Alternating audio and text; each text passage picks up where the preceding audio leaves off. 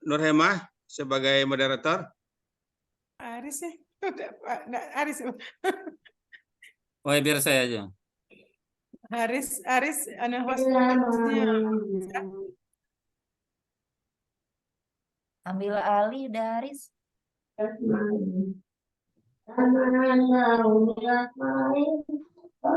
Pernah Bu mediator?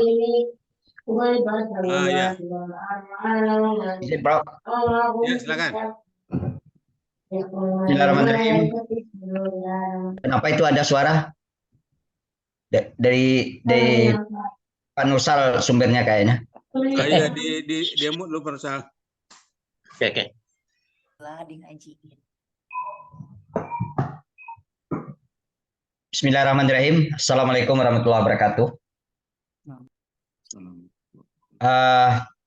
Yang terhormat dan yang kami banggakan, dosen pengampu dalam makalah hukum Islam di Indonesia, Profesor Asasriwani, serta kawan-kawan dimanapun kawan-kawan berada, teristimewa untuk pemakalah Pak Nursal yang sudah kita tunggu-tunggu 10 menit yang lalu. Alhamdulillah dapat bergabung bersama-sama kita semua.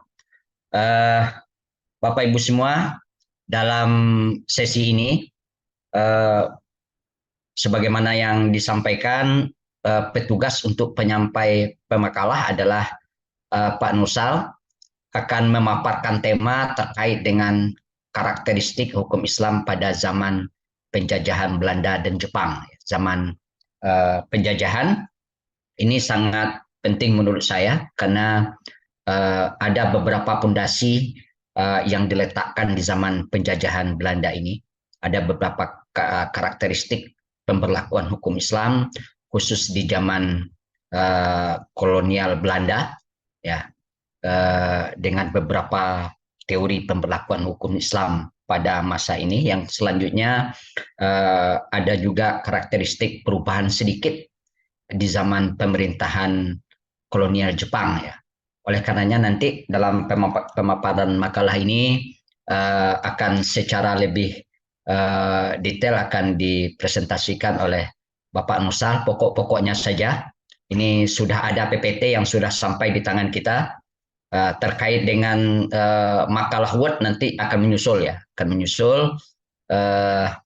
Untuk itu kepada pemakalah, penyaji Bapak Nursal, kami berikan waktu, tapi jangan semuanya pemakalah. Menurut saya lebih banyak kita nanti belajar dari beberapa mata kuliah sebelumnya. Ternyata respon dari kawan-kawan sangat antusias, ya.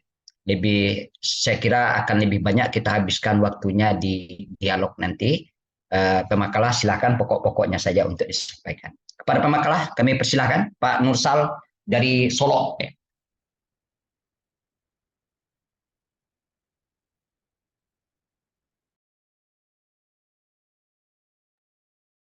Bismillahirrahmanirrahim. Assalamualaikum warahmatullahi wabarakatuh.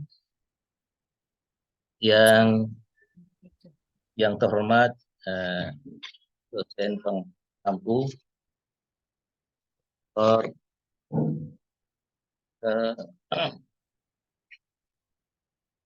yang juga menjadi pembimbing kami juga dulu, seluruh kawan-kawan pasca sarjana calon doktor semua ini. Alhamdulillah pada malam ini memang tadi ada beberapa hal kami nggak nyambung, kami buka link baru nyambung tapi terbagi jadinya kembali kepada link pertama. Baik, Bang, cuaca di Solo agak berkabut, agak kalem, dan diskusi ini akan lancar dan semangat. Baik, Pak Afrizal, ini sebagai moderator kita ini luar biasa malam ini. Pertama, diskusi kita berkaitan dengan karakteristik hukum Islam pada zaman Belanda dan Jepang. Jadi ini sebetulnya sudah diambil banyak dari Word-nya, jadi disajikan dalam PPT, tapi Word-nya tertinggal di kantor dan bawa dengan dalam tas, ya nanti menyusul. Di zaman Belanda ini memang karakteristik hukum Islam memang terjadi peletakan dari sebelumnya, karena di sebelumnya sudah ada pondasi-pondasi kuat dengan ada kerajaan-kerajaan Islam, ya. Kemudian di tahun ya sekitar di abad 16 datanglah Belanda dengan tujuan sebetulnya awalnya adalah berdagang, ya. Di awal Belanda kita untuk melakukan ekspedisi penjajahan, tapi hanya untuk ekspedisi perniagaan. Cornelis de Houtman, tepatnya di 6 ya. Kemudian Belanda ini di tahun 1602 dibuatlah sebuah organisasi VOC yang mempunyai kekuasaan di VOC ini. Di samping dia juga tapi juga bersifat sebagai pemerintahan yang memiliki kekuasaan seperti sebuah pemerintahan negara sendiri. Ini pengaruh VOC ini dibentuk ada dua kekuasaan perdagangan dan kekuasaan pemerintahan. Kemudian juga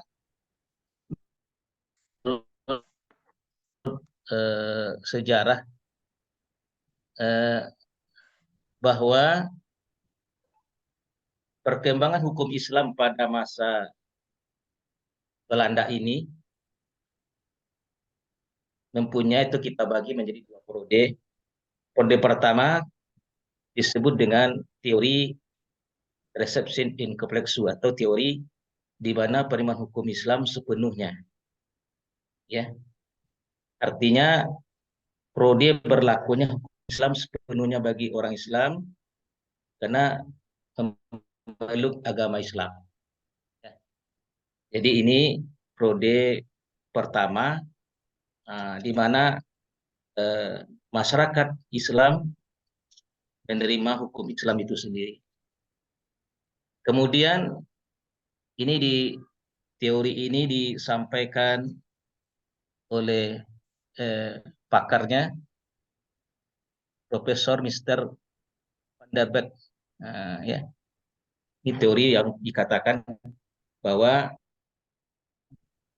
resepsi itu merupakan hukum Islam diterima sepenuhnya oleh masyarakat. Tapi pada periode kedua muncul teori yang kedua, resepsi. Ini digagas oleh Profesor Snok Horoni.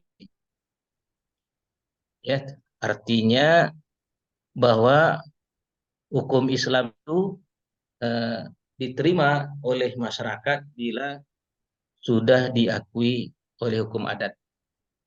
Inilah perkembangan antara dua orang pakar hukum di Belanda ini bertentangan. Di periode kedua inilah mundurnya Islam, sehingga berdampak dengan di resepsi ini berkurangnya wewenang kekuasaan pengadilan agama. Yang dalam teori pertama, teori yang dikemukakan oleh Van der Beek itu, bahwa pengadilan agama selama ini mengurusi juga sengketa waris, ya, di samping sengketa perkawinan. Tapi ketika muncul teori kedua, maka sengketa waris kemudian berpindah kepada pengadilan lain atau pengadilan yang bukan. Dan ini dikuatkan juga oleh Profesor Ismail Sunni bahwa membagi sejarah hukum Islam pada ini dalam dua fase.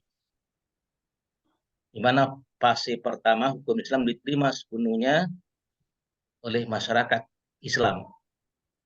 Yang kedua, ketika Islam dapat diterapkan jika sesuai dengan hukum adat. Ini juga Profesor Isusuni menguatkan sebagaimana yang dikemukakan oleh teori resepsi and koresu dan teori resepsi tadi. Kalau kita lihat pada prode pertama yang digagas oleh Van der Beek bahwa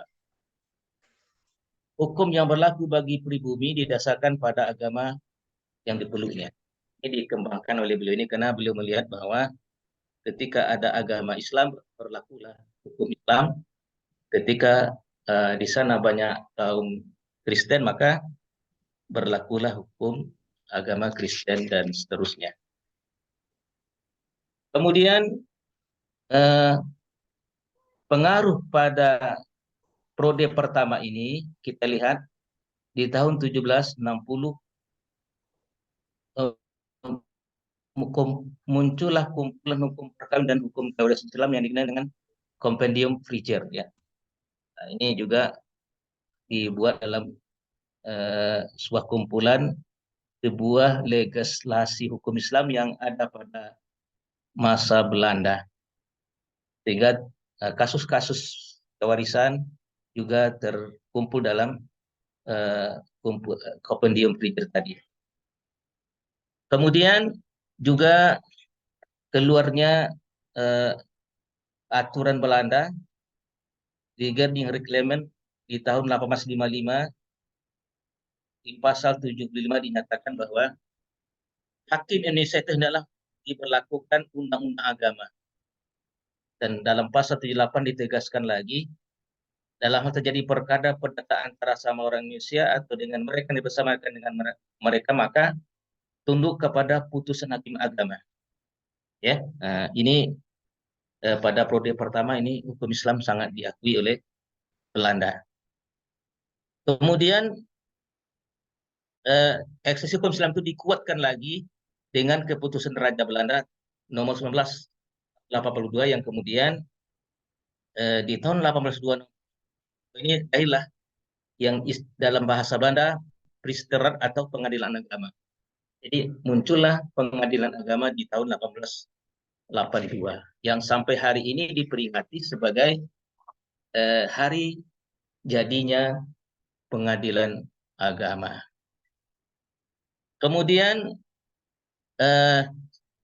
setelah prode kedua, yaitu munculnya teori resepsi, di mana pendapat Snop ini di tahun 1929 muncullah dalam Undang-Undang Belanda atau Indes Stadregeling atau IS, yang kemudian kemunduran dari hukum Islam, ya, yang dinyatakan antara sesama orang Islam akan diselesaikan oleh hakim agama Islam apabila hukum adat mereka menghendakinya, dan sejauh ini tidak ditentukan lain dengan suatu ordinasi. Jadi muncullah percampuran antara masalah hukum adat. Dan ini juga di tahun 1903 pemerintah yang dimana mengumumkan terjadinya perpindahan wewenang pengaturan waris kepada Landrat, ya, kepada pengadilan negeri di Statut 7 nomor 106. Ini karena pengaruh dari teori resepsi yang dilakukan oleh Dr. Ronye tadi, ya. Dan kemudian kebijakan Belanda ini juga berpengaruh berikutnya dengan politik divide impera antara bangsa Indonesia dengan pemeluk agamanya. Ini di prode di masa zaman Belanda. Kemudian prode di zaman Jepang. Jepang masuk di tahun 1942 dengan penyerahan dari militer Belanda kepada Jepang di tanggal 8 Maret 1942. Kemudian pemerintahan Jepang mengeluarkan peraturan organik, ya, yang intinya begini: semua badan pemerintahan dan kekuasaan serta hukum dan undang-undang dari pemerintahan terdahulu itu tetap diakui dan sah. Nah, jadi ini pada periode awal ini Jepang tidak banyak melakukan otak-atik terhadap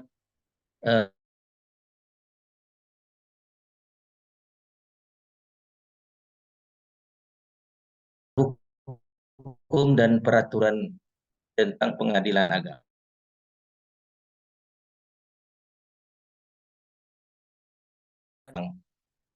Dan terakhir dicatat oleh Dr. Effendi bahwa pemerintahan pendudukan Jepang tetap melakukan berbagai kebijakan untuk menarik simpati umat Islam Indonesia. Karena dia masih dalam suasana perang, maka di antara kebijakan yang dilakukan Jepang adalah pertama, janji Panglima Militer dan memajukan Islam sebagai agama mayoritas penduduk Pulau Jawa. Kemudian juga mendirikan kantor urusan agama Islam yang dipimpin oleh bangsa Indonesia sendiri. Mengizinkan berdirinya ormas Islam seperti Muhammadiyah dan NU. Kemudian juga menyetujui berdirinya Majelis Syuro Muslim Indonesia Masumi pada bulan Oktober 1943. Kemudian yang kelima, menyetujui berdirinya Hizbullah sebagai pasukan cadangan yang mendampingi berdirinya PETA. Kemudian juga berupaya memenuhi desakan para tokoh Islam untuk mengembalikan kewenangan pengadilan agama dengan minta seorang ahli hukum adat, yaitu Bapak Mr. Supomo, pada bulan Januari 1944 untuk menyampaikan laporan tentang hal itu. Namun kemudian ini tidak bisa kembali ke pengadilan agama karena kompleksitas dan Indonesia cepat merdeka karena sibuk dengan perang dunia. Jadi di zaman Jepang tidak ada banyak tindakan-tindakan pemerintah Jepang terhadap perkembangan hukum Islam. Tapi Jepang sangat menguntungkan beberapa kaitan dengan umat Islam, yaitu adanya kantor urusan agama, berdirinya Muhammadiyah NU semakin subur dan lain-lainnya yang mendukung pergerakan umat Islam. Jadi posisi perkembangan hukum Islam di zaman Jepang tidak terlalu banyak signifikannya, perubahannya masih rencana ada pengembalian kewenangan pengadilan dengan Islam, tapi karena terdesak dengan Perang Dunia Kedua maka tidak dapat dilaksanakan oleh Jepang. Barangkali itu intinya karakteristik atau ciri-ciri khas yang berkembang di masa periode penjajahan Belanda dan kemudian dibandingkan dengan Jepang. Itu barangkali yang bisa kami paparkan. Mudah-mudahan diskusinya akan menambah ilmu kita. Dan wabillahi taufiq, assalamualaikum warahmatullahi wabarakatuh. Kembali ke mediator. Waalaikumsalam warahmatullahi wabarakatuh. Terima kasih pemakalah Pak Nursal. Kelebihan waktu 1,5 menit, Pak. Tidak apa-apa. Nah, sudah dipresentasikan dengan sangat sangat khas oleh Pak Nursal. Inilah kelebihan S3 dengan S1 itu. Nah, kalau S1 terikat dengan formal-formal Pak Prof. Tapi kalau S3, kalau saya pakai sarung aja sekarang Pak Prof. Enggak apa-apa. Boleh sambil makan. Nah, alhamdulillah. Disitulah kontekstualitas ya disesuaikan. Ulama saji, dari pemaparan Pak Nursal, seperti yang saya sampaikan di pengantar pembukaan tadi, memang ada kelihatan ya karakteristik tertentu baik di masa penjajahan Belanda dan Jepang. Terlebih dengan munculnya teori yang barangkali sangat fenomenal ya, teori resepsi in complexu, teori resepsi, ada teori lagi resepsi exit. Nah, sebelumnya muncul teori unifikasi, ya, unifikasi untuk menerapkan hukum yang ada di Belanda untuk Hindia Belanda. Ini berpengaruh sebagai tonggak sejarah bagi pemberlakuan hukum Islam di Indonesia. Di zaman Belanda juga begitu. Seperti yang disampaikan oleh pemakalah, ternyata di awal-awal pemerintahan kolonial Jepang, maksud saya, Jepang itu tidak ada perubahan signifikan karena pada pokoknya hanya melegasi apa yang sudah berlaku di pemerintahan kolonial Belanda sebelumnya.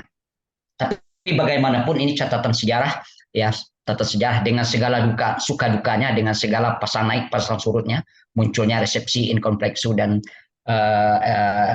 teori resepsi. Nah, sampai sekarang keadaannya pengadilan agama seperti ini, Prof, sudah sangat banyak kemajuan hari ini.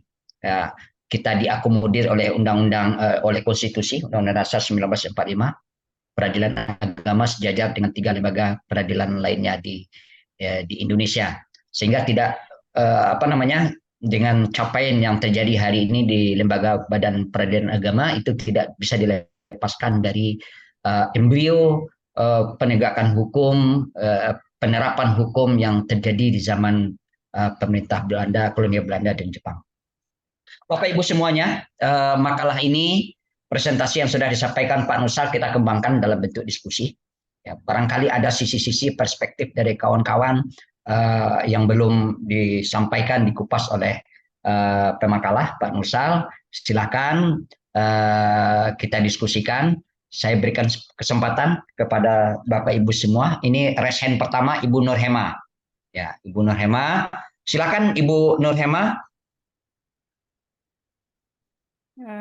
Bismillahirrahmanirrahim. Terima kasih banyak Bapak Rizal yang telah memberikan kesempatan kepada saya untuk memberikan tanggapan terhadap makalah ini, dan juga terima kasih kepada Profesor yang telah memberikan kesempatan kepada saya melalui moderator. Yang pertama sekali yang akan saya tanggapi dalam makalah ini, tadi dalam makalah disampaikan bahwa pada zaman penjajahan Jepang tidak begitu signifikan, tidak ada perubahan yang begitu berarti untuk kemajuan perkembangan hukum Islam di Indonesia. Namun setelah saya melihat pada pemaparan di halaman 23, ya, di sini banyak sekali sebenarnya kalau saya lihat ya yang disampaikan di dalam makalah ini, bahwa banyak sebenarnya pemerintah yang dilakukan oleh pemerintahan Jepang untuk menarik simpati umat Islam di Indonesia. Banyak di sini ada 6 macam, ya, di antaranya janji Panglima Militer Jepang untuk melindungi dan memajukan Islam sebagai agama mayoritas penduduk Pulau Jawa dan seterusnya. Dan dalam hal ini pada yang penyebab sebenarnya mungkin kalau disampaikan tidak begitu tidak ada yang berarti. Kalau ini sudah dilaksanakan, berarti banyak kemajuan yang terjadi pada masa penjajahan Jepang, ya, berdasarkan PPT ini. Namun upaya ini dimentahkan oleh Supomo dengan alasan kompleksitas dan menundanya hingga Indonesia merdeka. Berarti yang membuat kebijakan-kebijakan yang diharapkan oleh pemerintah Jepang ini tidak terlaksana adalah karena Supomo yang mementahkan kebijakan-kebijakan Jepang ini dalam rangka perkembangan hukum Islam yang ada di Indonesia pada masa bagi masyarakat Indonesia pada masa pendudukan Jepang. Itu yang pertama. Yang kedua, kalau kita baca sejarah, mungkin ini bagaimana kebiadaban Jepang ya dibanding dengan pada masa Belanda, yang sebagaimana yang kita ketahui dalam sejarah bahwa 3,5 abad kita dijajah oleh Belanda, dan 3,5 tahun kita dijajah oleh Jepang, itu lebih berat dan lebih biadab penjajahan yang ada di zaman Jepang ini daripada di zaman Belanda. Namun kalau dilihat dari pemaparan makalah ini, malah di zaman Jepang yang lebih bangsa Jepang lebih memperhatikan mengenai perkembangan hukum Islam ini. Mungkin saya perlu menanyakan kembali kepada Bapak pemakalah, yaitu Bapak Nursal, yang mana sebenarnya yang benar ini. Demikian, terima kasih Pak Moderator. Terima kasih Ibu Nurhema. Kita simpan pertanyaannya untuk dijawab sekaligus oleh Pak Nursal. Resen berikutnya ada Nida Ulusni. Silakan Ibu Nida. Baik, terima kasih Bapak Moderator. Assalamualaikum warahmatullahi wabarakatuh. Waalaikumsalam. Yang sama-sama kita hormati Profesor Asas Sriwarni selaku dosen pengampu pada mata kuliah ini. Sepanjang judul yang kita bahas itu judulnya panjang sekali gitu ya, Prof, bahwa ini karakteristik hukum Islam pada zaman penjajahan Belanda dan Jepang. Tapi pada dasarnya isi makalah kita hari ini sudah disimpulkan dengan baik oleh Bapak Moderator bahwa pada zaman Belanda itu ada 2 karakteristik, ada 2 teori di sana. Tapi kan itu masih dalam bahasan pemakalah itu masih dalam tatanan teoritis sekali gitu, bahwa pada zaman Belanda itu ada 2 teori, yang mana 2 teori itu berhubungan dengan bagaimana hukum adat diterima oleh hukum Islam begitu. Mungkin saya perlu penjelasan dari pemakalah kira-kira bagaimana konkretnya kemudian 2 teori ini digunakan pada zaman Belanda, bagaimana hukum adat kemudian ditarik menjadi hukum Islam, atau kapankah hukum adat itu tidak diterima oleh hukum Islam seperti itu. Mungkin contoh konkret yang terjadi pada zaman Belanda tersebut. Terima kasih Prof. Assalamualaikum warahmatullahi wabarakatuh. Waalaikumsalam. Waalaikumsalam warahmatullahi wabarakatuh. Terima kasih Saudara Nida Ulusni. Silakan. Belum ada. Oh ya, Pak Haris Lutfi. Silakan Pak Haris Lutfi. Untuk sementara cukup 3 orang ya. Termen ini kita batasi 3 orang. Nanti dijawab oleh pemakalah. Berikutnya nanti insya Allah kalau ada waktu kita buka termen berikutnya. Silakan Pak Haris. Terima kasih moderator. Selamat malam Pak Prof. Iya, Pak. Terima kasih juga kepada pemakalah Pak Nursal yang telah memberikan makalahnya tentang karakteristik hukum Islam zaman penjajahan kolonial dan Jepang. Kalau kita sebagaimana yang kita tampilkan makalah di minggu kemarin itu kan juga berbicara tentang karakteristik hukum Islam di zaman kemerdekaan. Saya pikir kedua judul ini ada saling keterkaitan karena ketika membahas masalah zaman kerajaan, otomatis itu akan terjadi juga di zaman penjajahan kolonial Belanda dan penjajahan Jepang gitu. Nah, kalau kemarin itu lebih juga dibahas masalah teori yang dikemukakan oleh Van der Berg dan juga teori resepsi yang setelah itu diajukan oleh Snokhorens juga sekarang dan dalam permasalahan hari ini juga dibahas tentang teori tersebut gitu. Nah, dalam pemaparan ini belum tergambar karakteristik hukum Islam di zaman itu bagaimana. Kalau di zaman kerajaan kemarin itu kan sudah tergambar, masing-masing kerajaan itu punya karakteristik sendiri gitu. Saudara Pasai bagaimana ketika dia mencontohkan merah pupuk itu sebagai karakteristiknya, bahwasanya tidak hanya orang awam saja yang dihukum, anak raja pun juga dihukum di Aceh itu gitu. Itulah karakteristik gitu kerajaan Samudra Pasai di Aceh itu. Nah, kalau di zaman penjajahan Belanda ini kan karakteristiknya umum. Ini belum tergambar nih di dalam PPT yang disampaikan. Ini hanya baru sekilas masalah sejarah peradilan agama. Memang peradilan agama itu sejak zaman Belanda sudah ada ya. Apalagi bukan hanya 1808 malah sudah dimulai dengan adanya instruksi gubernur pemerintahan Belanda itu tentang penyelesaian sengketa umat beragama itu diutus oleh pemuka agamanya. 1808 malah sudah dimulai, bukan 1841 itu ya, yang 20. Nah, ke depannya alangkah baiknya pemakalah menampilkan karakteristiknya tersendiri. Tidak hanya fokus ke masalah perceraian. Kalau ke dalam zaman Belanda itu lebih banyak KPA itu dalam perceraian, waris, pembagian harta dan lain-lain sebagainya. Jadi belum digambarkan nanti. Karena masing-masing daerah itu kan berbeda. Ketika instruksi Gubernur Jenderal Jepang itu ketika tahun 1835 ya. 1835 itu di Palembang itu punya instruksi tersendiri terhadap pemerintah Belandanya yang berkuasa di Palembang waktu itu.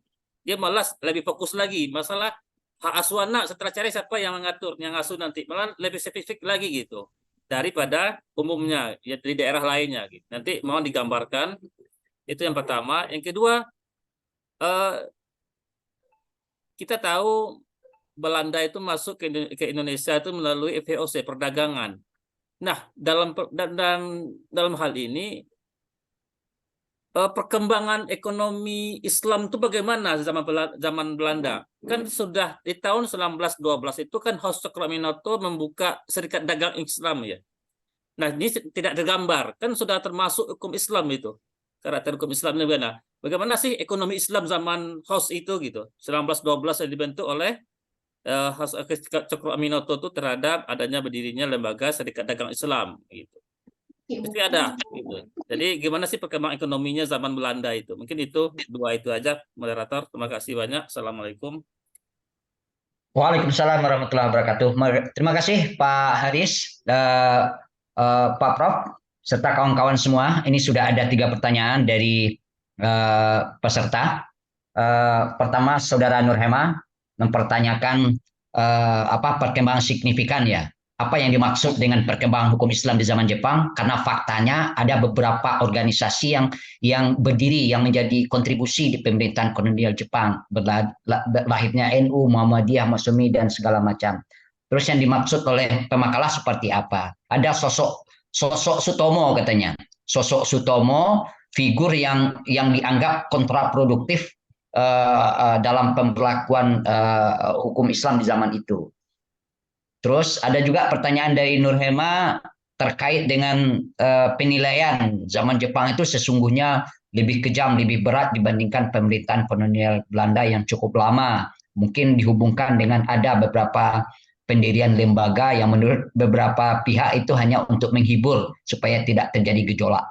Saudara Nidal Husni, ya ini bentuk konkret penerapan teori, masing-masing teori itu bagaimana itu dulu. Resepir itu bagaimana? Apa contoh kasus hukum Islam yang sudah diresepir oleh hukum adat itu seperti apa?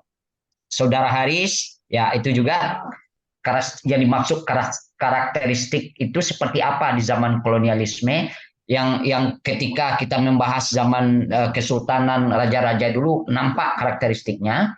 Tapi di zaman penjajahan ini ya konkretnya seperti apa yang menjadi karakteristiknya. Terus juga dipertanyakan oleh Saudara Haris, perkembangan ekonomi Islam yang bagian juga dari hukum Islam itu seperti apa di zaman VOC yang justru pertamanya itu ialah bisnis begitu. Silakan Pak Nursal untuk menjawab ini sebelum kita lemparkan kepada kita semua. Baik, terima kasih mediator, terima kasih Pak Prof. Baik, ini luar biasa, makin malam makin panas ini. Jadi baik, dari tanya ini memang pertama kami tanggapi dari Dinda Nurhema, ada pertanyaan mengenai di masa Jepang ya. Jadi yang kita angkat di sini memang perkembangan atau karakteristik hukum Islamnya yang kami tunjukkan. Karena pembaharuan yang dilakukan oleh pemerintah Jepang terhadap hukum Islam itu tidak terlalu signifikan maksudnya. Tetapi terhadap umat Islam ya mungkin seperti yang diungkap dalam PPT tadi. Karena Jepang itu kan masuk di Maret 1945 8 Maret 1942 penyerahan pemerintahan Belanda ke Jepang, lalu membuat sebuah keputusan politiknya bahwa pemerintahan Jepang tetap mengakui baik itu persoalan pemerintah sebelumnya, hukumnya tetap diakuinya. Nah, itu pada awal dia memerintah, dan dia tidak lama, lebih kurang 3,5 tahun, karena disibukkan oleh peperangan dengan tentara sekutu. Ya, maka karena kondisi itu yang kalau kita lihat di dalam perkembangan hukum bahwa Jepang hanya merubah nama saja, ya, dengan dimasukkan ke dalam bahasa Jepang, ya, seperti pengadilan agama dengan nama Suryo Hoin. Nah, itu bahasa Jepangnya. Jadi dirubah nama aja. Mahkamah Tinggi Islam diganti dengan Kai Koyokutu. Nah, itulah bahasa Jepang. Itu aja, ganti-ganti nama aja. Tapi produk hukumnya atau hukum Islamnya tetap yang istilahnya yang sebelumnya begitu. Tapi hanya rubah-rubah nama. Itu yang ada di Jepang. Nah, kenapa tadi ada di PPT tadi? Nah, ini memang ada Jepang berupaya menarik simpati karena yang dihadapi Jepang waktu itu adalah sekutu. Ada Amerika Serikat, Inggris, Belanda. Nah, ini bangsa-bangsa kuat ini, ya. Nah, ini sekutu ini kuat ini, maka Jepang tidak serius, ya, untuk melakukan perubahan kepada hukum, tapi dia lebih cenderung terutama bahkan menjanjikan kemerdekaan ke Indonesia. Apa bentuk janji Jepang tadi, sehingga dia memberikan perlindungan terutama umat Islam yang ada di Jawa, ya.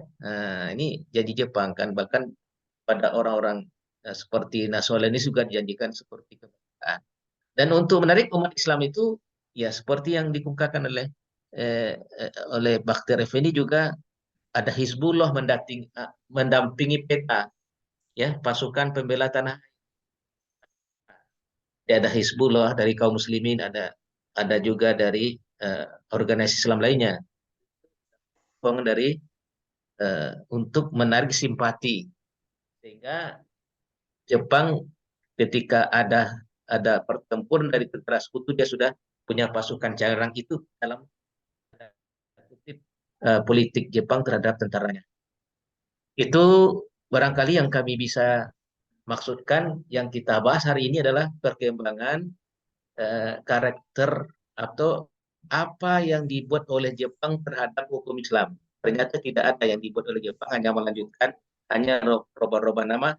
Tapi apa yang didapat oleh umat Islam ini, kalau umat Islam ditanya ya ini, ya adanya perkembangan politik, diantaranya adanya Matsumi yang muncul, kuatnya Muhammadiyah dan NU, ya, karena disokong oleh Jepang, ya. Adanya kantor urusan agama yang dibentuk oleh Jepang, dalam bahasa dirinya, dalam bahasa Jepangnya Sumubu. Nah, itu bahasa Jepangnya. Nah, jadi kuah-kuah itu dari sini sejarahnya, untuk umat Islam. Ini kaitannya dengan pertanyaan Nur Hema. Kemudian ada apa dengan Mr. Prof Supomo? Ini memang kita tahu Prof Supomo ini nasionalis, ya, bukan agamis orangnya. Tidak seperti M. Nasir, tidak seperti Cokro Aminoto, ya, tidak seperti siapa lagi yang agamis, tokoh-tokoh nasional. Beliau ini adalah orang nasionalis. Dan juga dalam bukunya Taufik Abdullah dikatakan bahwa Prof. Mr. Supomo juga yang ketika ada dialog dengan Jepang, dan ketika itu ada isu bahwa belikan wewenang waris, tapi karena sesuatu hal diantara juga dia di sini juga Supomo, sehingga akhirnya waris itu tidak bisa kembali kepada pengadilan agama, karena memang ada sesuatu yang disampaikan oleh Bapak Supomo ini. Memang beliau nasionalis, ya. Jadi kalau nasionalis seperti mungkin terpengaruh yang dikemukakan oleh Senok Haronye, dan itu kan sampai hari ini ya, Senok Haronye ini masih banyak pengikut teori resepsi. Nah, jadi pengadilan agama ini memang apa namanya, kewenangannya diambil alih oleh pengadilan negeri, dan bahkan ada wacana dulu pengadilan agama ini banyak satu kamar di pengadilan negeri. Nah, itu para murid-murid Senok Haronye itu teori resepsi. Jadi memang mungkin diantaranya adalah orang yang terpengaruh dengan teori resepsi ini. Itu jawaban pada Nur Hema ya. Nah ini. Kemudian pada Nida Husni, ya, contoh konkret. Nah ini di teori ini. Dan memang ada satu lagi teori unifikasi, ya. Jadi memang Belanda ini punya niat, punya keinginan di masa penjajahannya, ingin menyatukan hukum. Nah, jadi teori unifikasi ini untuk mengganti teori resepsi and complex ini dibuatlah ya, jadi dibuatlah hukum kontinental antara sistem hukum Belanda terhadap orang Indonesia. Tapi kemudian mendapat pertentangan. Namanya ada beberapa orang ahli hukum, diantaranya Van Vollenhoven, tidak setuju dengan teori unifikasi ini, karena akan munculkan nanti penegakan hukum antara orang Belanda dengan Indonesia itu berbeda. Nah, jadi itu kemudian apa bukti konkret ya di masa teori, di masa Prode, bahwa Belanda ini kan sebetul awalnya masuk tidak ingin menjajah, tapi karena dia melihat Indonesia ini sebuah negara yang kaya raya dan segala macamnya, ya dia hanya berdagang, kemudian baru dibentuk VOC. Dari VOC inilah dikuatkan oleh keputusan raja, dia punya dua mata, pertama sebagai niaganya, kedua sebagai perpanjang tangan pemerintahan Belanda, dan dia punya kekuasaan sendiri, dia bisa mengatur pemerintahan sendiri. Nah, disitulah dia menjadi kolonialis Belanda, jajah. Nah, kemudian di awal-awal itu dia melihat bahwa bagaimana dia menarik simpati juga. Maka untuk menarik simpati ini, maka caranya adalah bahwa salah seorang dari tokoh Belanda, Van der Berg, ketika itu melihat bahwa memang hukum yang berlaku ketika itu adalah hukum Islam, dan itu sudah hidup di tengah masyarakat Indonesia. Nah, dan itu memang dari akar sejarahnya dari kerajaan Islam dulu. Ya, seperti makalah sebelumnya di kerajaan Islam, dan masuk Belanda itu diterapkan hukum Islam. Dan itu tidak diganggu-gugat oleh Belanda di awalnya, karena didukung oleh teori Van der Berg tadi, bahwa dalam teori resepsi kompleks itu bahwa hukum Islam telah berlaku bagi pemeluknya. Sehingga ketika Belanda di tahun 1882 membentuk peradilan agama, itu memiliki kewenangan yang luas, sengketa rumah tangga dan sengketa waris, itu diolah, atau sengketa lainnya yang ada di situ umat Islam diselesaikan oleh pengadilan agama yang telah resmi dibentuk 1882. Kalau tidak salah di 1 Agustus 1882, dan itu menjadi ulang tahun pengadilan agama se-Indonesia. Yang sebelum juga dilaksanakan 1 abad ulang tahun pengadilan agama Indonesia di tahun 1902 dulu oleh peradilan agama. Ini sejarahnya di teori pertama itu, bahwa seluruh sengketa hukum itu antara umat Islam yang telah ditetapkan oleh Belanda di dalam sabda tadi, itu baik itu sengketa rumah tangga, sengketa waris, di kewenangan dan pengadilan agama. Kemudian kalau bagi teori resepsi, nah ini berubah.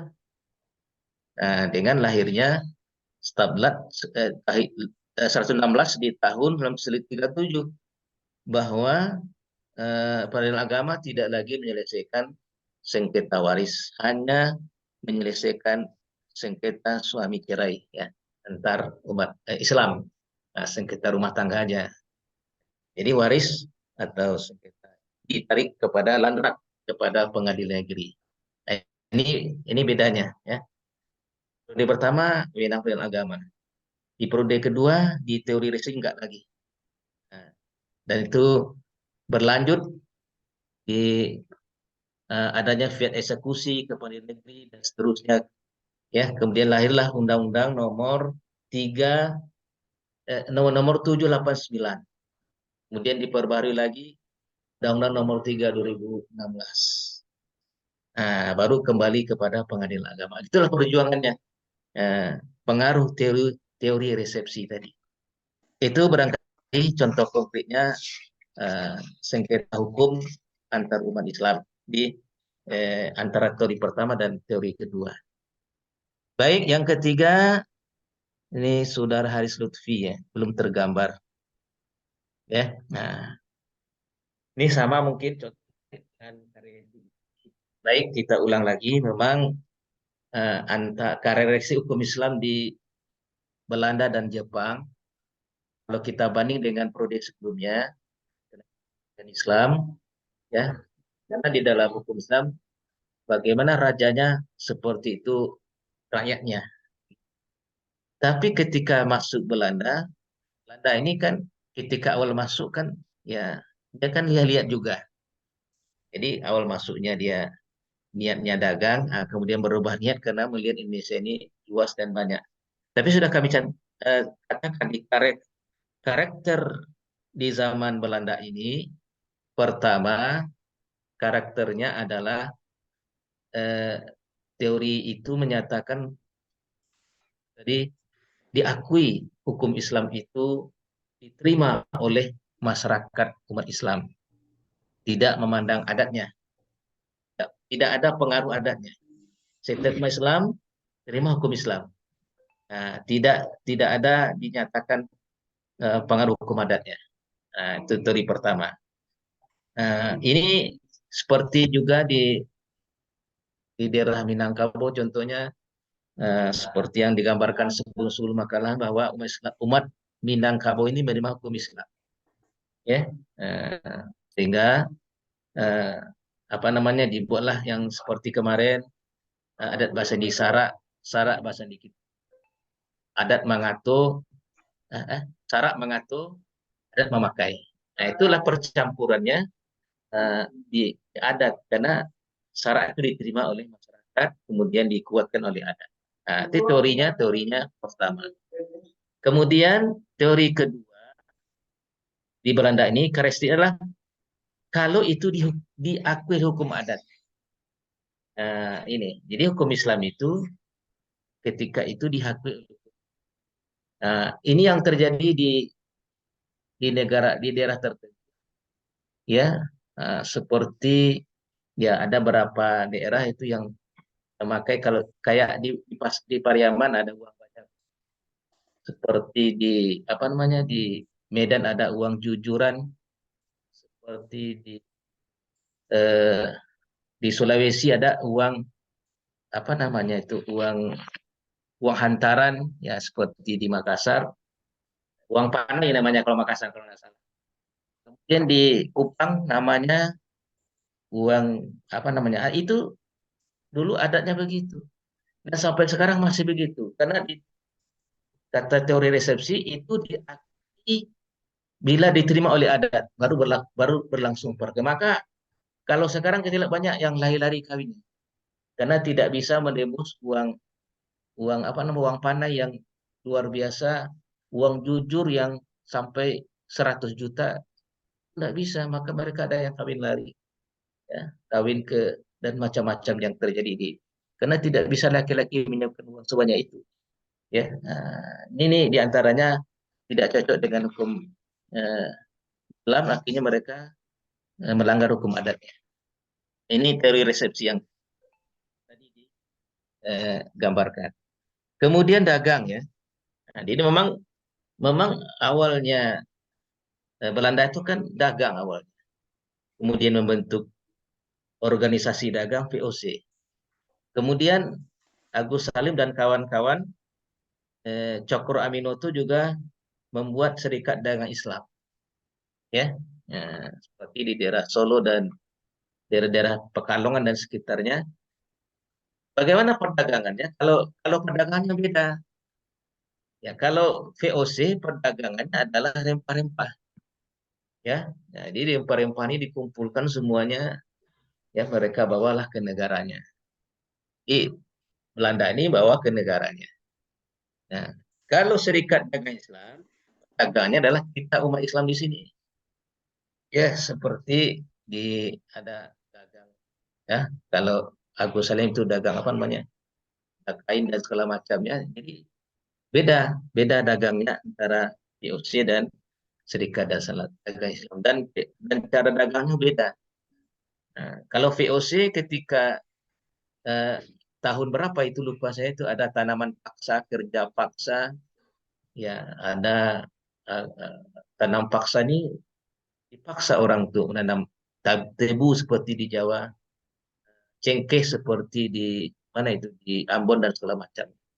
Tapi kalau Serikat Dagang Islam ya ada paksa-paksaan dagang.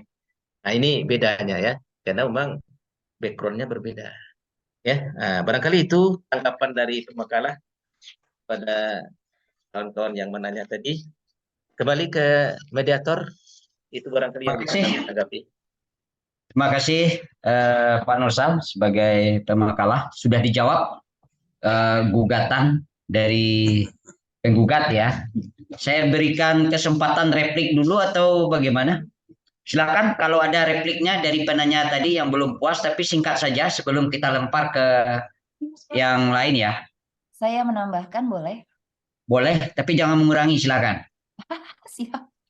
Assalamualaikum warahmatullahi wabarakatuh. Waalaikumsalam. Hanya menambahkan dari pemaparan Danursal, itu semuanya sebenarnya sudah beliau paparkan dengan sebaik-baiknya.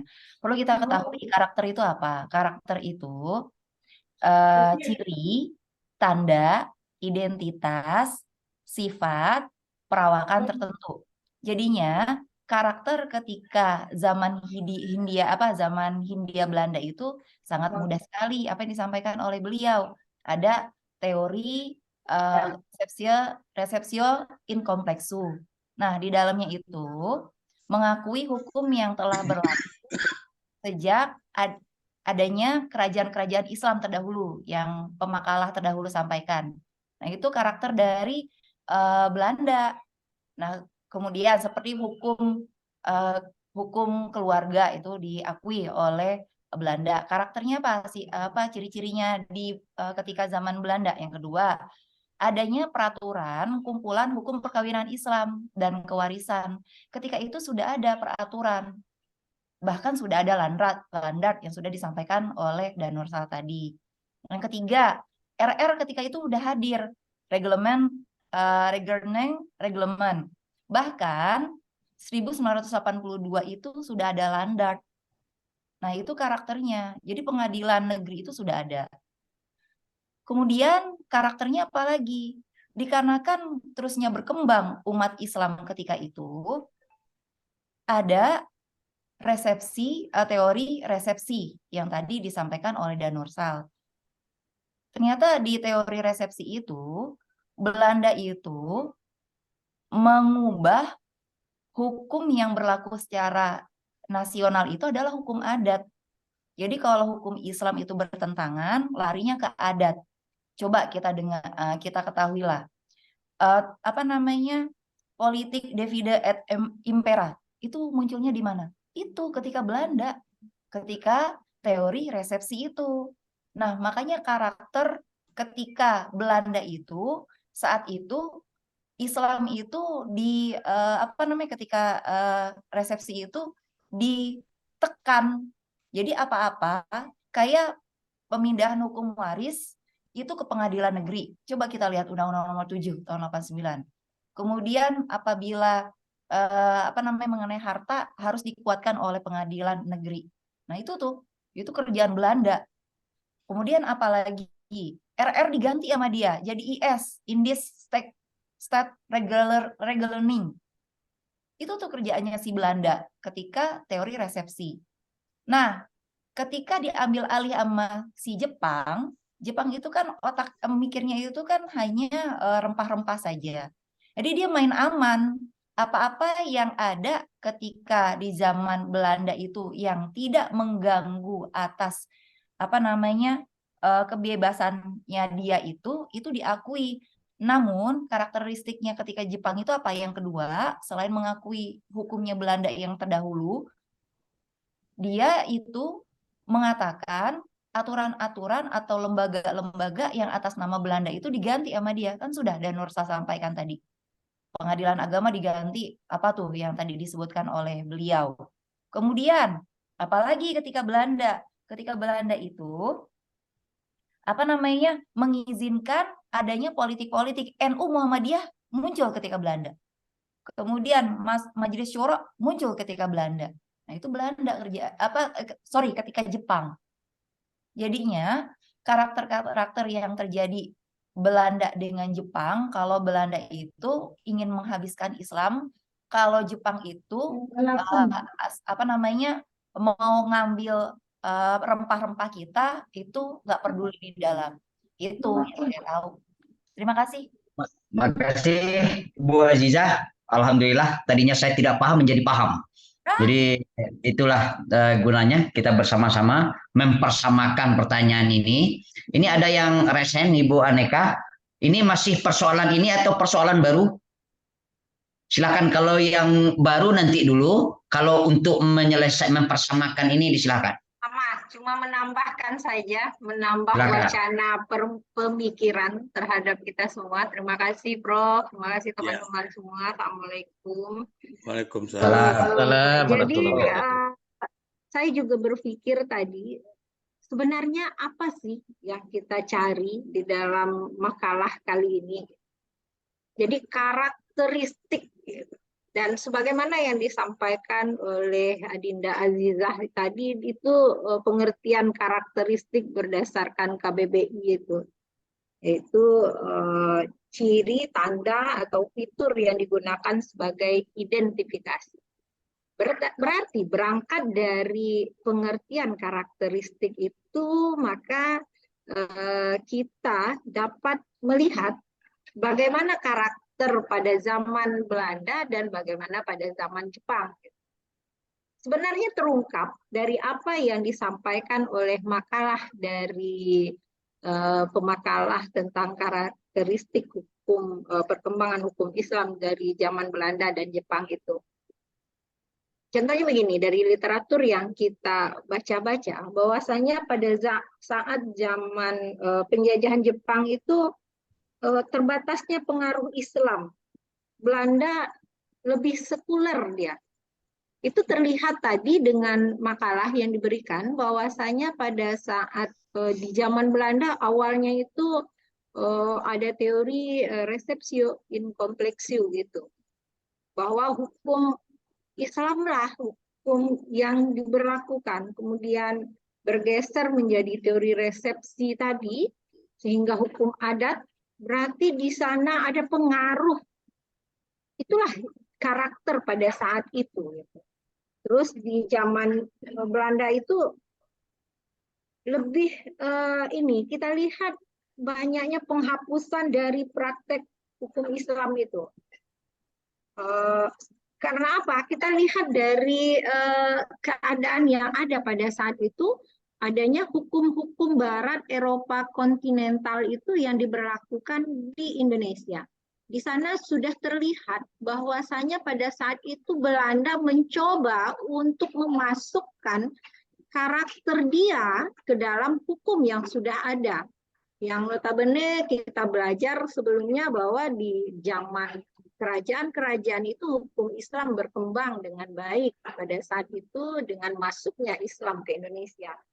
Kemudian dari segi pendidikan agama sudah direcoki oleh Belanda itu dengan memasukkan kurikulum-kurikulum dari Eropa itu. Namun beruntung mungkin, alhamdulillah peran ulama atau kiai-kiai kita di Nusantara itu begitu baik sehingga sebagaimana yang disampaikan Prof pada pelajaran-pelajaran kita yang sebelumnya itu bahwasanya pembaharuan dalam hukum Islam itu ada dengan istilah formalistik, substantif, dan relasional itu. Sehingga masih bisa, alhamdulillah kita nikmati sampai sekarang dengan berbagai trik-trik, kalau dalam bahasa tanda petiknya, trik untuk bisa kita bertahan sampai saat ini. Kemudian kalau kita lihat, benar seperti apa yang disampaikan Adinda Azizah tadi, pada saat Jepang itu cari aman aja kayaknya untuk mencari pengaruh di Indonesia. Lebih bahasa sederhananya itu cari aman memang. Kalau Azizah tadi mengistilahkan hanya berpikir rempah-rempahnya, tetapi saya cari aman gitu. Kenapa? Karakteristik pada saat zaman Jepang itu sudah disampaikan oleh pemakalah bahwasanya pengaruh positif itu terhadap Islam. Mereka itu cenderung main aman untuk mendapatkan dukungan dari masyarakat Indonesia supaya dia tetap langgeng di Indonesia. Kemudian pemberian kebebasan dalam beragama. Ini terlihat pada saat tadi di dalam pemakalah itu ada Lahir Masyumi gitu ya. Terus ada Hizbullah. Nah, jadi hal-hal seperti itu karakter pada saat di zaman penjajahan Jepang. Kemudian kehadiran pemerintah Islam juga pada saat Jepang, karena Jepang cenderung untuk main aman-aman saja.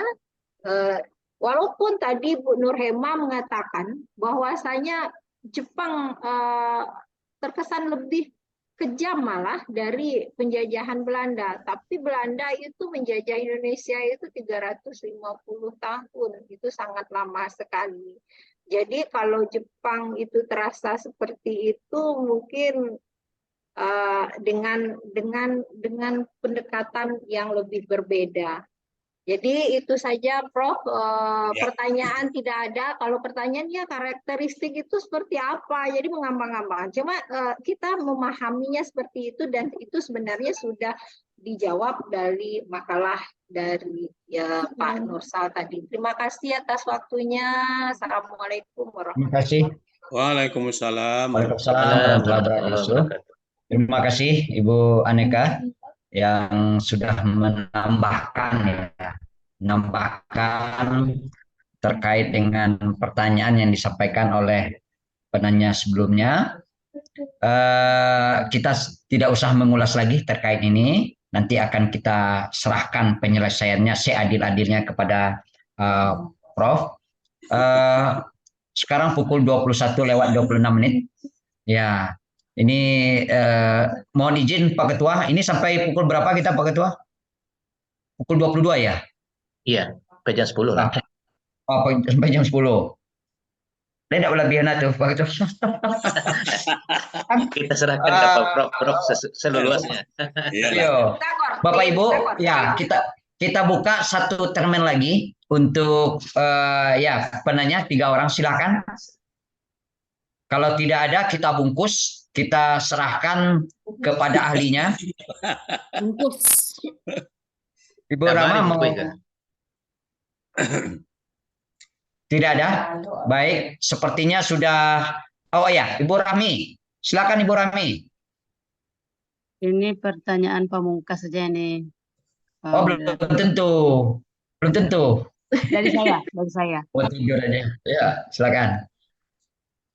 Silakan Bu Rami.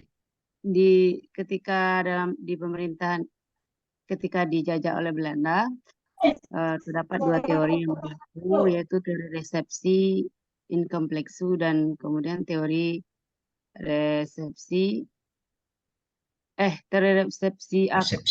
kompleksu, kemudian teori resepsi. Sebenarnya apa yang melatar belakangi pemerintah Belanda atau VOC itu memberikan kebebasan kepada umat Islam di Indonesia untuk menerapkan ajaran Islam, hukum Islam itu secara utuh dalam teori, resepsi, in complexu. Dan kemudian apalagi motivasinya ketika Snook mengeluarkan teori barunya yang menyatakan bahwa hukum Islam baru bisa kita terima kalau sudah diakui oleh hukum adat. Itu saja, moderator. Saya kembalikan. Terima kasih Ibu Rahmi, sudah cukup jelas bagi pemakalah ya. Ini ada latar belakang tidak munculnya teori ini atau ada gejolak politik tertentu sehingga Belanda punya kepentingan untuk untuk lahirnya dua teori ini. Silakan Saudara pemakalah. Baik, terima kasih dan Pak Prof yang kami hormati. Ini pemungkasnya. Ini Rahmi ini suka pemungkas jadi. Baik, ya. Jadi memang kalau teori resepsi and complexu ini digagas oleh Prof. Van der Berg ini, dia melakukan penelitian sejak tahun 1845 sampai 1827. Karena dia seorang ahli hukum juga dari Belanda. Dan itu memang dilatar belakangi bahwa ini masih terkait dengan makalah sebelumnya. Bahwa sudah ada kerajaan-kerajaan Islam, kemudian sudah berlaku hukum Islam di masing-masing kerajaan itu, dan diterima oleh masyarakat, dan itu berkembang sampai Belanda masuk. Dan Belanda masuk pada awalnya bukan untuk kolonialisme, dia bukan untuk menjajah, tapi melakukan perdagangan. Ini dilihat dari sejarah Belanda masuk yang awalnya mendarat di Banten di bawah pimpinan Cornelis de Houtman. Dia melakukan kontak perniagaan dengan para saudagar pribumi waktu itu. Tidak menjajah, dia hanya melakukan hubungan dengan saudagar pribumi. Tapi ketika Belanda di negeri Belanda, kemudian mungkin karena mendapat informasi, lalu bergeraklah yang namanya VOC, ya, De Verenigde Oost-Indische Company, ya itu VOC Company. Jadi ini bergerak, diberikan kekuasaan dua, di samping yang berniaga, juga pengembangan pemerintahan dari Belanda. Jadi ini. Jadi kenapa pendapat berkesimpulan? Karena kita melihat hukum agama umat Islam itu kuat memegang agamanya, sehingga segala aktivitas umat Islam pada waktu itu selalu berpegang kepada agama, baik itu perkawinan, kemudian perceraian, kemudian termasuk juga waris. Karena yang menjadi tokoh sentral waktu itu adalah para ulama. Tidak ada masalah mereka sampaikan ke ulama yang ada di serambi-serambi masjid. Nah, sehingga menjadilah kemudian pengadilan serambi masjid yang awalnya namanya. Mereka melakukan di sana. Yang serambi masjid ini menjadi yang akhirnya di Belanda di 1882 menjadi atau pengadilan agama. Nah, gitu awalnya. Jadi akhirnya Profesor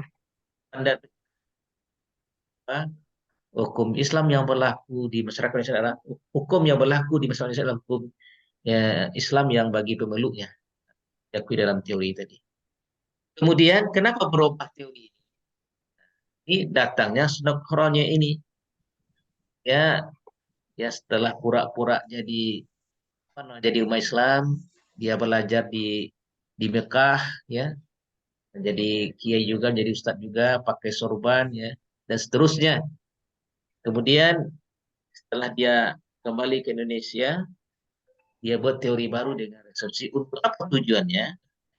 Untuk divide et impera, yang disebut dengan politik pecah belah berdasarkan politik hukum adat. Dia ingin memecah bangsa Indonesia dengan politik adat. Ada kaum adat sehingga ada kaum agama. Ya.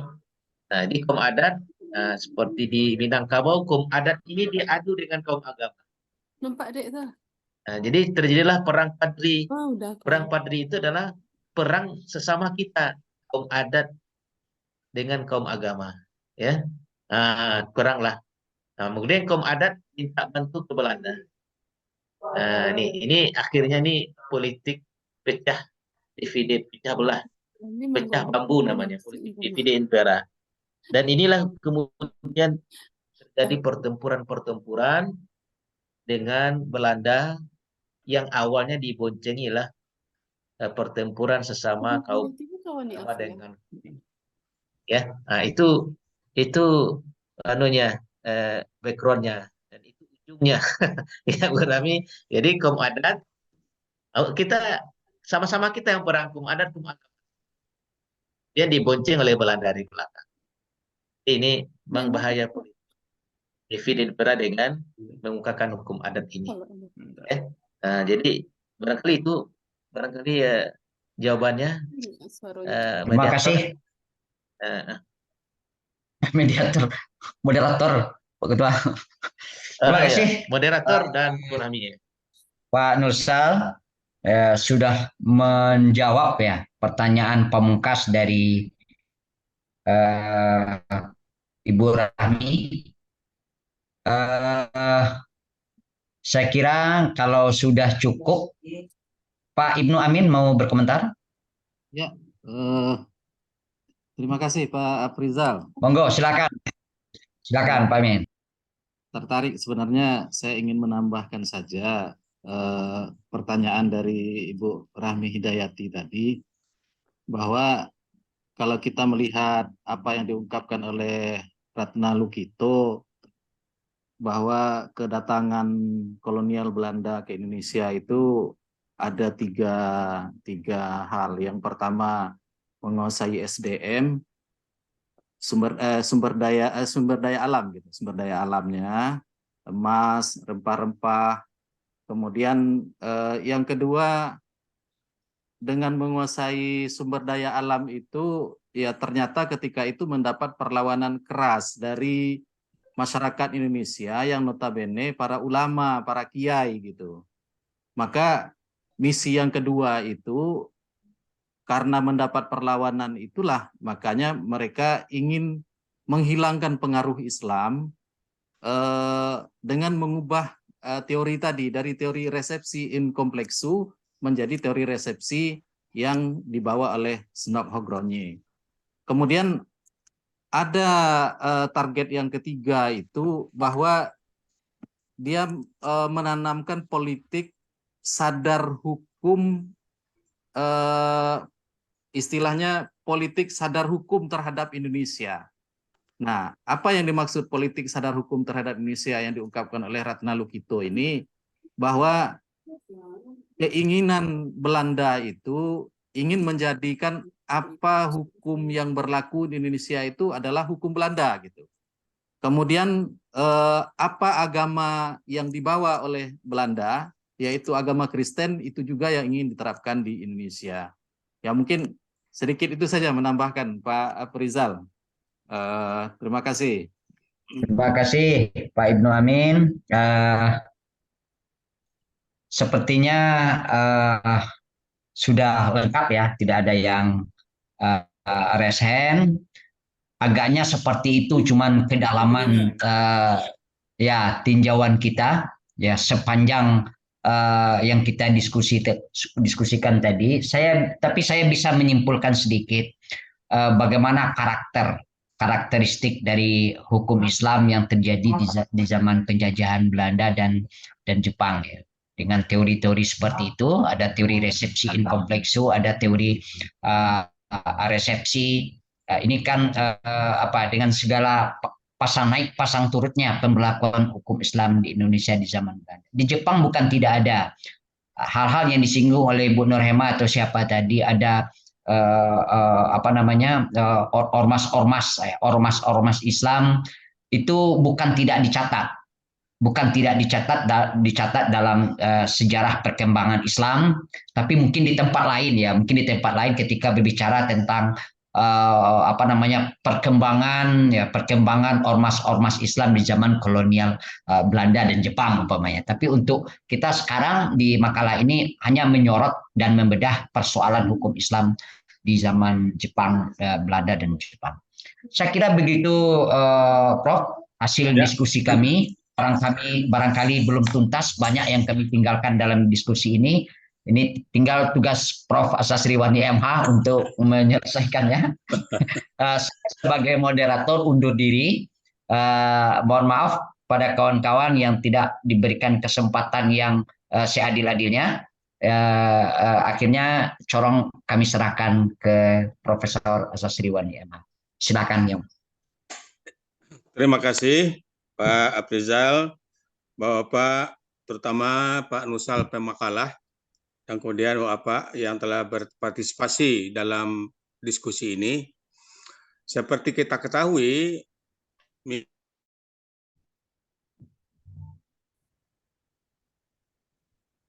di Indonesia sudah kita bicarakan itu, dan kemudian sekarang masuk kepada zaman penjajahan Belanda dan Jepang. Kalau kita lihat memang Belanda itu masuk tahun 1596,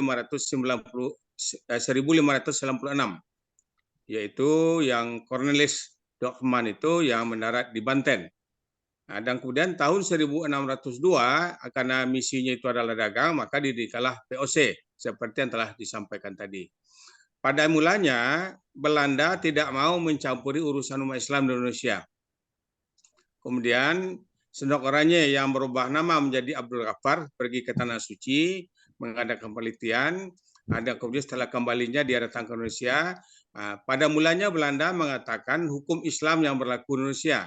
Tapi karena Sendok Oranye ini atau Abdul Ghaffar ini ahli Islamologi di Nederland Belanda, setelah diamatinya bukan hukum Islam yang berlaku di Indonesia, tapi adalah hukum adat. Itulah yang makanya diusahakan bagaimana mengadu domba antara hukum Islam dan hukum adat di Indonesia. Nah, inilah yang kita lihat. Dan kemudian juga Belanda pada mulanya membantu urusan-urusan umat Islam.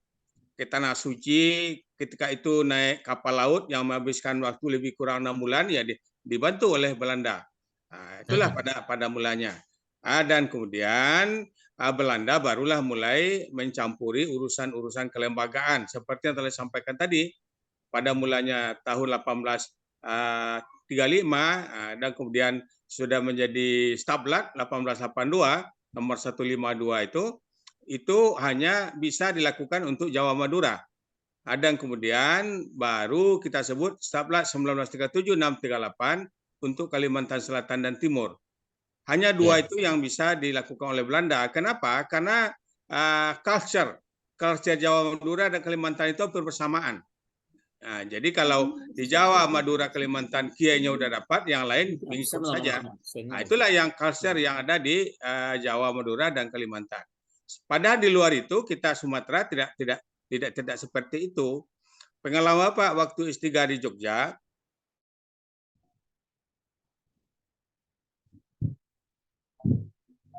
mahasiswa itu tidak berani dia melewati kiai ini, dia harus turun dari motornya. Dan kemudian kiai itu diajak untuk diantar oleh mahasiswa. Ayo kiai, saya antarin. Kata kiai, matur nuwun, terima kasih. Mahasiswa tidak berani itu. Makanya mahasiswa mendorong motornya sampai di mana kiai ini berjalan. 1 kilo atau 2 kilo. Itulah artinya dengan Jawa. Kalau kita di Sumatera, paling-paling yang lewat itu mahasiswa naik motor, dia ya, Ustadz terima kasih. Paling-paling ya dia naik tangannya itu aja. Kan. Jadi culture-nya berbeda dengan kita. Itu beda itu. Makanya pesantren Jawa dan Madura itu, Kalimantan itu berbeda dengan pesantren kita. Itu yang jelas culture-nya itu. Dan kemudian yang berikut kita lihat memang Belanda datang mengatur tadi hal-hal. Cuma ada semacam kita memberikan juga apresiasi ke Belanda ini waktu beristirahat atau pengadilan agama, ketua pengadilan agama itu menjadi penasihat di pengadilan negeri. Itu Belanda itu. Nah, jadi ketua pengadilan agama menjadi penasihat di pengadilan negeri. kemudian ketua pengadilan agama ini dapat gaji, dapat uang itu karena dia penasihat di pengadilan negeri, gitu kan? Kemudian nanti waktu sidang itu yang kita lihat. Dan kemudian kalau kita sekarang dalam Undang-Undang Nomor 7 itu disebutkan bahwa pengadilan agama penasihat pemerintah kalau diminta. Sampai sekarang tidak ada pemerintah yang diminta kepada penasihatnya. Itu bedanya di zaman Belanda itu. Dan kemudian juga di zaman Jepang. Zaman Jepang seperti yang dikatakan tadi, hanya nama pengadilan agama yang dirubah, yang ditambah, yang lain tidak. Kenapa? Ya karena Jepang ini memang seperti yang dipahami tadi, Belanda 350 tahun, Jepang 3,5 tahun, malah dirasakan bagaimana rasanya Jepang ini menjajah Indonesia. Kan begitu kan? Tapi yang jelas kita di Indonesia dengan penjajahan Belanda dan Jepang, kita juga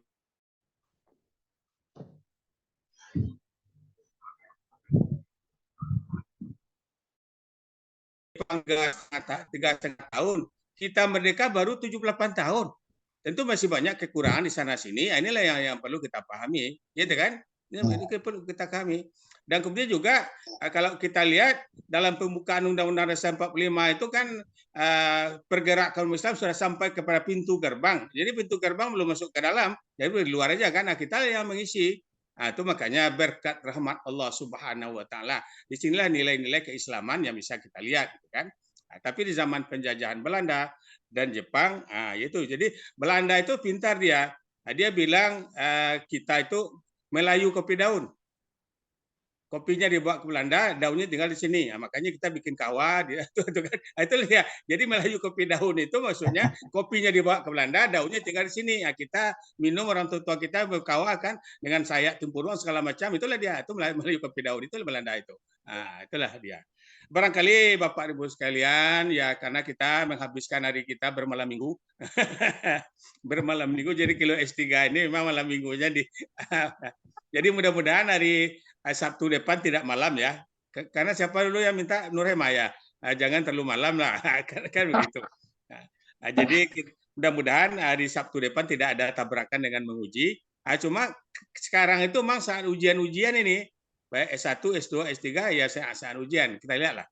Barangkali itu Bapak Afrizal sebagai moderator, barangkali sudah bisa diakhiri. Terima kasih banyak. Assalamualaikum warahmatullahi wabarakatuh. Waalaikumsalam warahmatullahi wabarakatuh. Terima kasih Prof telah memberikan pencerahan, telah menyimpulkan bagian-bagian yang tadi belum kami selesaikan. Selanjutnya pada pemakalah, kalau ada closing statement silakan. Pemakalah ada keluar. Pak Aris daftar hadir udah di sini Pak Aris Lutfi. Habis ini Pak Prof. Iya. Jangan lupa nanti. Oh ya oke. Jadi karena pemakalahnya sudah keluar ternyata Prof. Ini masuk lagi ya. Ini masuk lagi nih. Ini masuk lagi. Jaringan itu. Oh jaringan ya. Jaringan. Pak Nursal? Pak Nursal, ini kami informasikan ini sudah sudah dilakukan pencerahan oleh dosen pengasuh oleh Prof. Sasriwani. Ini mau kita akhiri untuk closing statement barangkali dari pemakalah. Silakan sebelum saya nyatakan ditutup. Baik. Silakan. Mohon maaf ini ada gangguan dan Solo agak berkabut dan berasap. Terima kasih yang terhormat Bapak Prof sebagai pengampu mata kuliah kita hari ini dan moderator yang luar biasa dari Pupus dan kawan-kawan semua yang penuh semangat ya, tidak ada yang capek nampaknya ya. Mudah-mudahan diskusi ini tetap kita laksanakan seperti biasa dan terima kasih atas masukan semua dalam rangka penyusunan makalah dan juga kami mohon maaf jika ada kurang tepat jawabannya dan sudah disampaikan oleh Prof tadi penyempurnaan jawaban tadi serta ditambah oleh moderator juga dan kawan-kawan semua. Demikian statement penutup kembali. Moderator. Terima kasih Pak Nursal. Akhirnya Bapak Ibu semua, Bapak Prof yang kami hormati, kita telah sampai di penghujung diskusi kita pada malam hari ini. Mudah-mudahan Pak Prof sehat selalu, Amin. Amin. panjang. Amin. Kita bertemu kembali di waktu dan di lain kesempatan. Amin. Kita akhiri, kami serahkan ke host untuk menutup pertemuan kita ini. Sama-sama kita baca Alhamdulillahirrabbilalamin. Assalamualaikum warahmatullahi wabarakatuh. Kita ya. Terima kasih, Prof. Keren. Silakan sisa-sisa malam minggu Bapak nikmati di rumah masing-masing. Siap, Prof. Ya, alhamdulillah. Pak Kemalai, Pak Kaya Malai. Terima kasih Nah. Bapak Profesor. Terima kasih, Yo. Prof. Sudah live ya. Kalau Ini semuanya hebat ya sampai jam segini ya Allah. Bang Aris, hapus yang nak doninyo. Assalamualaikum. Udah ya. Sayang. Bye. Assalamualaikum warahmatullahi Assalamualaikum. wabarakatuh. Terima Sehat-sehat kasih semua. Pak Ketua. Terima kasih Dan Nursal.